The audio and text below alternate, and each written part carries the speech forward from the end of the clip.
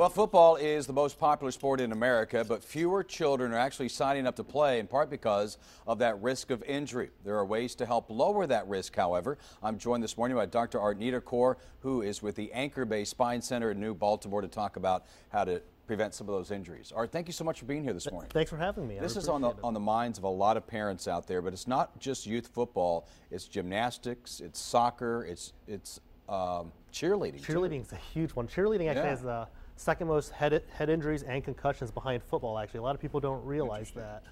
And with today's athletes, they're becoming bigger, faster, and stronger.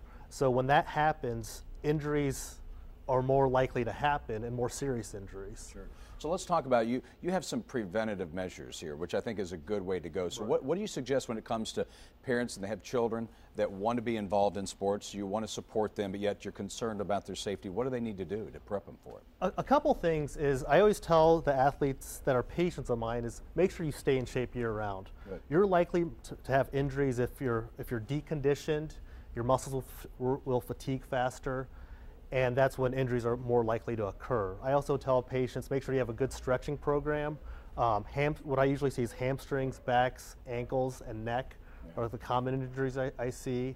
So have a good stretching program in that aspect. And also, big one that's usually not utilized is proper technique. Proper technique in tackling, make sure the head is up, and just proper throwing, blocking for footballs are the big things with the technique. All right, with about a minute left, let's get to two questions here real quick. When it comes to like long-term effects, is there a way that you will be injured long-term in some of these injuries as a youth? That's a really good question.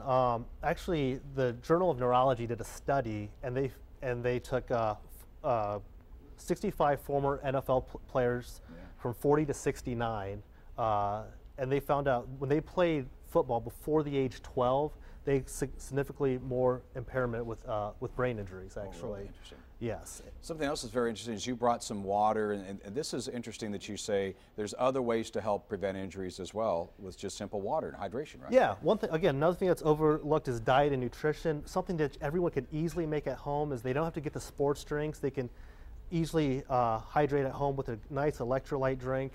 Because something we see, again, is strained muscles is big with dehydration. Yeah. I always tell patients to try to drink half their body weight in ounces daily. Really? Okay. Yeah. A simple drink you can make is just simple water, sea salt, and lemon, honey. And honey, yeah, and add honey for sweetness. These are things you can easily make at home. It's cheap, it's inexpensive, and of course, most importantly, it's natural. All right, thank you so much for your time. It's great information, WXYZ.com for more. When we come back, the owner of a new jewelry store in Ann Arbor will share some of what you can find there. Stay with us here on 7 Action News on TV 20.